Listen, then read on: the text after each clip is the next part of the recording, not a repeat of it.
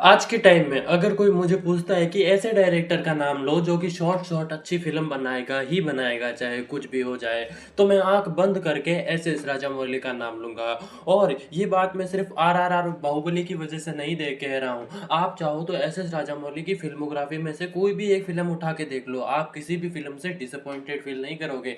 इतना ही नहीं, सारी की सारी फिल्में कमर्शियली सक्सेसफुल रही है। लाइक लिटरली राजामौली सर ने अपने अब तक के करियर में 12 फिल्में दी है, जिनमें से 2 superhit, 7 blockbuster and 3 industry hit है। एंड इस चीज को अगर बॉक्स ऑफिस टर्म में डिस्क्राइब किया जाए तो लास्ट 20 मैचेस में से एस राजामौली अनडिफिटेड है, प्लस लॉन्गेस्ट सक्सेस रेट है ऑफ 12 फिल्म्स। और ऐसा भी नहीं है कि सारे की सारी 12 फिल्में सेम स्केल वाली है। लाइक अपने हर एक फिल्म के साथ राजामौली ने बड़ा रिस्क लिया है एंड एक बड़े प्लेग्राउंड में खेलने का ट्राई किया है। एंड अपने इन्हीं स्टैटिस्टिक्स की वजह से आज के डेट में एस राजामौली इंडियन सिनेमा के नंबर 1 डायरेक्टर है। एंड एस राजामौली के इस टाइटल के लिए कोई डिबेट नहीं कर सकता, फिर चाहे आप राजकुमार हिरानी को लेके आ जाओ, एटली को लेके आ जाओ या फिर प्रशांत नील को लेकर आ जाओ, ये सारे इंडिया के बेस्ट डायरेक्टर्स हैं। बट नंबर 1 तो एस राजामौली ही है। तो आज के इस वीडियो में हम एस राजामौली के अपकमिंग प्रोजेक्ट्स के बारे में भी बात करने वाले हैं, बिकॉज अब की जो एस राजामौली लेकर आने वाले हैं वो इंडियन सिनेमा को एक अलग ही लेवल पे लेके जाने वाला है। तो RRR मूवी के मोन्यूमेंटल सक्सेस के बाद एस राजामौली का जो अगला प्रोजेक्ट है वो तेलुगु सुपरस्टार महेश बाबू के साथ होगा, जिसकी वर्किंग टाइटल SSMB29 है। अब आप सोच रहे होंगे कि SSMB29 क्यों हो, तो जिन लोगों को पता नहीं है उन लोगों को बता दूं, it's superstar Mahesh babus 29th film. And जहां तक बात रही एस राजामौली की, तो एस राजामौली के करियर की 13th फिल्म है।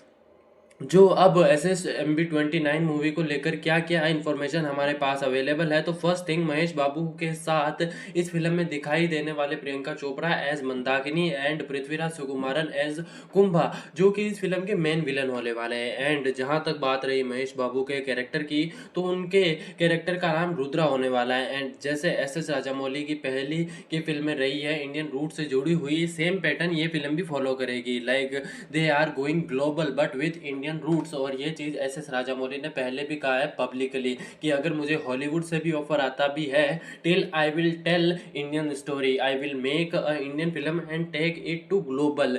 इस फिल्म के साथ एक और टैगलाइन यूज किया जा रहा है जो कि है ग्लोब ट्रोटर, जिसका मतलब होता है कि एक ऐसा बंदा जो कि दुनिया भर में अलग अलग जगह घूमता है। अब जहां तक बात करें इस फिल्म के टाइटल की, तो वो है वाराणसी। अब जहां तक बात रही फिल्म की स्टोरी की, तो जो मोटा मोटा रूमर्ड स्टोरी है वो समथिंग संजीवनी बूटी के अराउंड है। जो और हमारा जो फिल्म का विलन है वो इविल पर्पस के लिए संजीवनी बूटी को ढूंढ रहा है, और हमारा जो हीरो है वो संजीवनी बूटी को प्रोटेक्ट कर रहा है। एंड फिल्म के फर्स्ट पोस्टर्स और ग्लिम्स को देखते हुए फिल्म की जो स्टोरी है वो करंट टाइमलाइन में बेस्ड है। जस्ट लाइक प्रशांत वर्मा का जो हनुमान मूवी था, उसी टाइप का कुछ हम एक्सपेक्ट कर सकते हैं, but with bigger vision and bigger scale. And film का जो बजट बताया जा रहा है वो लगभग 1000 से 1200 करोड़ का बताया जा रहा है। एंड इसी के साथ ये इंडियन सिनेमा की मोस्ट एक्सपेंसिव फिल्म बन जाती है। यार 1000 करोड़ का मतलब क्या होता है यार, इंडियन सिनेमा के बड़े बड़े एक्टर्स का सपना है कि उनकी एक फिल्म एटलीस्ट अपने करियर में 1000 करोड़ का कलेक्शन करे, बट एस राजामौली इस बार अपनी फिल्म का बजट ही 1000 करोड़ लेकर आए। और ये कोई 2 पार्ट स्टोरी फिल्म नहीं होने वाली है, सिंगल पार्ट मूवी का बजट है ये।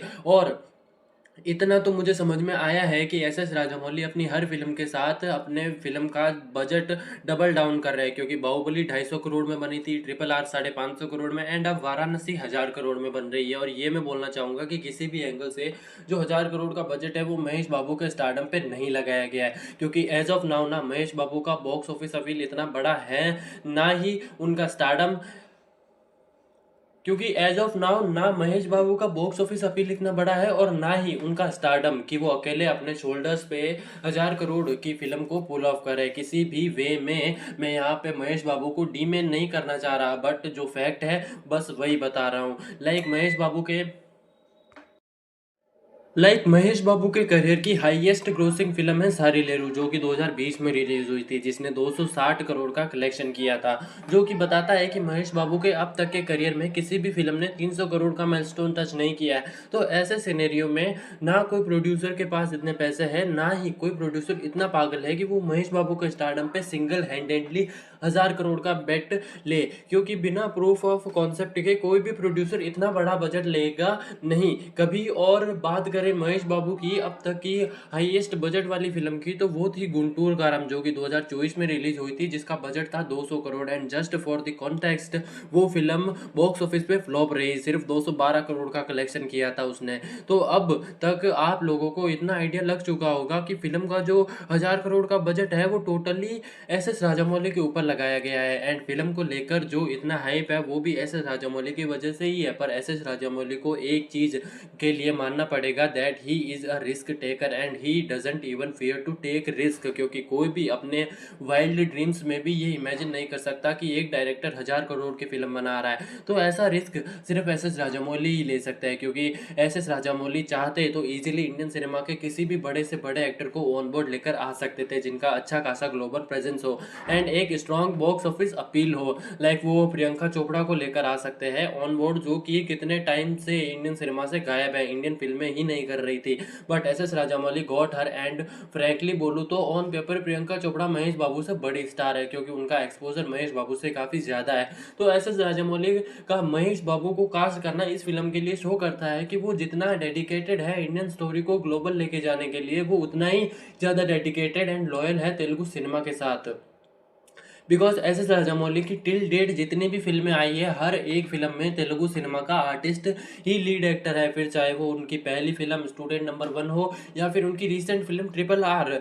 हर एक फिल्म में तेलुगु सिनेमा का आर्टिस्ट ही लीड एक्टर रहा है, और यही ट्रेंड उनके नेक्स्ट फिल्म के साथ भी कंटिन्यू है। और ये एस एस राजामौली के रिस्क टेकिंग एबिलिटी एंड उनकी लॉयलिटी शो करता है, बिकॉज एस एस राजामौली किसी already established pan India star या फिर ऐसे एक्टर को लेते जिसके पास अच्छा खासा ग्लोबल प्रेजेंस हो, तो फिल्म के मार्केटिंग के लिए या फिर फिल्म के एक्सपोजर के लिए और ज़्यादा इजी होता। बट एस एस राजामौली जितना कॉन्फिडेंट है अपने पैन इंडिया डेब्यू के टाइम पर थे, उतना ही कॉन्फिडेंट वो अपने पैन वर्ल्ड डेब्यू के साथ भी है। And we have faith and believe in his vision, क्योंकि एस एस राजामौली की फिल्म एस एस राजामौली के नाम से जानी जाती है, फिर चाहे एक्टर कोई भी हो। एंड ऑनेस्टली बोलूँ तो महेश बाबू के अलावा अगर कोई दूसरा एक्टर भी होता इस फिल्म के साथ जुड़ा हुआ, तब भी इस फिल्म की हाइप एंड एक्साइटमेंट सेम ही होती है ऑडियंस के बीच, क्योंकि ऑडियंस के लिए जो मेन टॉपिक ऑफ इंटरेस्ट है वो ये है कि एस एस राजामौली की नेक्स्ट फिल्म है। तो उनका जो डिस्कशन है वो एस एस राजामौली से शुरू होकर एस एस राजामौली पे ही खत्म होता है।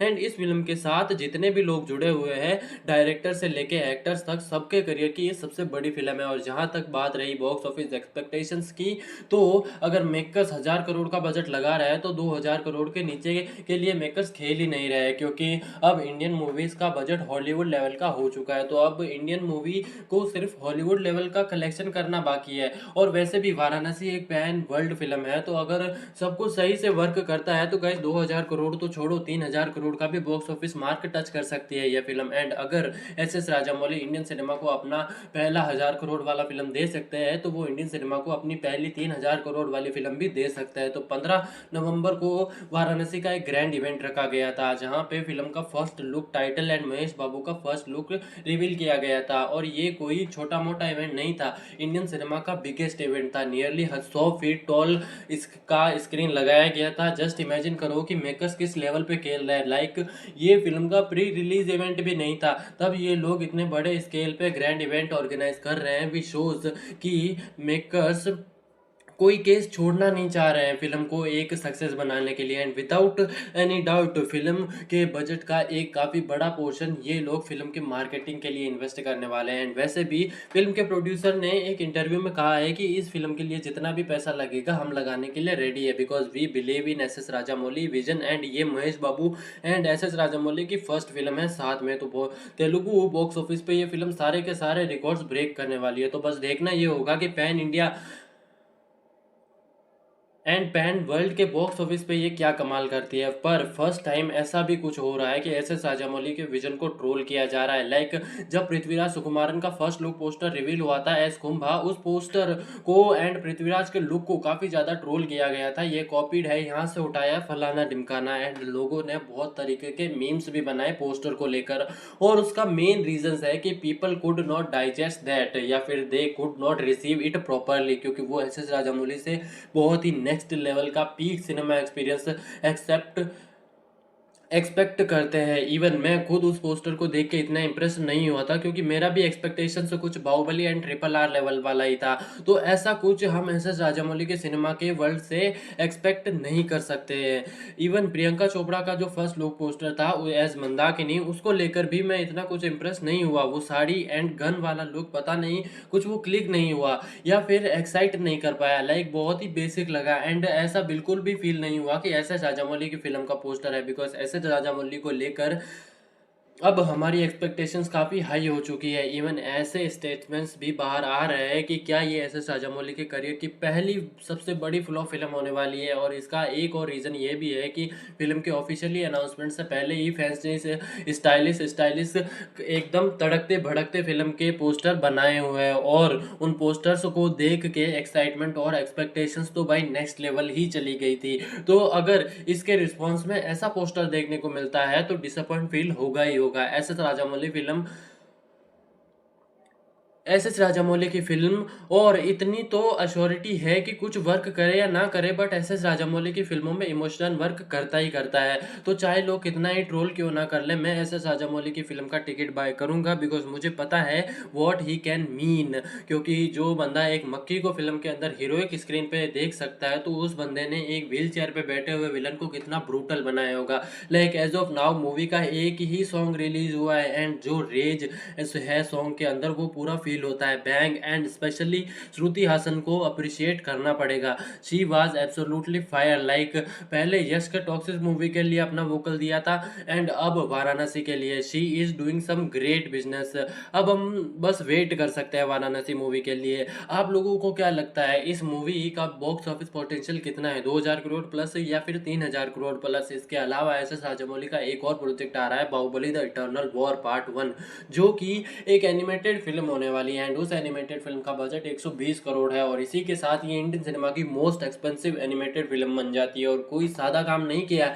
अगर 120 करोड़ इन्वेस्ट किए हो तो वो चीज़ दिखाई दे रही है क्लियरली कि पैसे कहाँ लगाए मेकर्स ने। प्रॉपर हॉलीवुड लेवल का विजुअल्स है, एंड वैसे भी एनिमेटेड इंडस्ट्री अपने बेबी स्टेप ले रही है इंडियन सिनेमा में। तो अब से और फ्रीक्वेंटली हमें एनिमेटेड फिल्में देखने को मिलेगी। तो Baahubali the eternal war animated film 2 part में रिलीज होने वाली है, जिसका पार्ट 1 का एक्सपेक्टेड रिलीज है 2027।